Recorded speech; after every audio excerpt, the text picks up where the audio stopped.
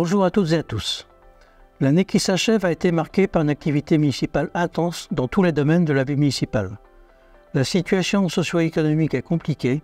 La baisse sensible des dotations de l'État conjuguée à l'inflation implique des recherches d'économies drastiques dans nos dépenses de fonctionnement comme dans nos coûts d'investissement. La demande de logement est très forte à Plescope. Ici, nous sommes sur le site de Parc-Névez, un espace foncier de 25 hectares dont 17 seront consacrés à la construction de nouveaux logements. Donc 650 logements à terme, dans les prochaines années, verront le jour selon 4 îlots. Donc des îlots composés de lots libres, de petites résidences, de maisons de ville. Les arbres vont être protégés au maximum. Les talus que vous voyez derrière moi seront conservés. Tout ça pour améliorer le cadre d'habitat. La mobilité douce reste un axe fort de notre politique de déplacement. La future piste cyclable de Plescope à Vannes va prendre naissance sur ce site, va longer le talus que vous voyez derrière moi. Et donc les travaux déjà sur la partie de Vannes sont commencés.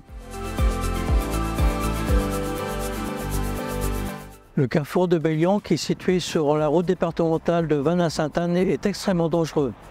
Il y a beaucoup de circulation et avec des vitesses excessives. Donc il va être sécurisé par la mise en place d'un rond-point qui va limiter la vitesse. Plescope est une ville active et sportive.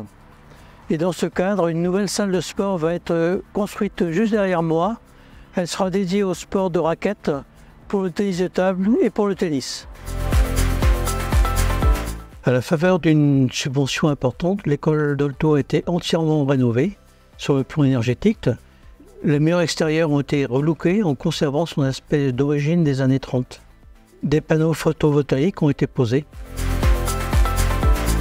La construction de l'espace culturel vient de démarrer. Il sera composé d'un hall d'accueil dédié à des expositions ou des animations, des bureaux mutualisés entre les différentes associations et d'un amphithéâtre de 200 places. Les jeunes ne sont pas oubliés, ils auront un local qui leur sera spécifiquement dédié, donc attenons à cette construction. Les référents de quartier ont exprimé le souhait d'être mieux informés sur la vie municipale. Pour cela, des vitrines ont été posées dans tous les quartiers et dans les villages. Elles sont régulièrement mises à jour chaque début de mois. Il s'avère que le vaste quartier des Jardins des Moustoirs, composé de jeunes parents, était dépourvu d'équipements de quartier. Pour cela, des jeux ont été installés dans la coulée verte. Dans le nouveau quartier de Saint-Amand, qui se veut être un quartier mixte, une résidence intergénérationnelle va voir le jour. Il sera composé d'une vingtaine de logements pour les seniors et d'une dizaine de logements pour les jeunes travailleurs. Pour terminer, je vous souhaite de joyeuses fêtes de fin d'année et je vous donne rendez-vous à la salle polyvalente de 5 janvier pour vous souhaiter la bonne année.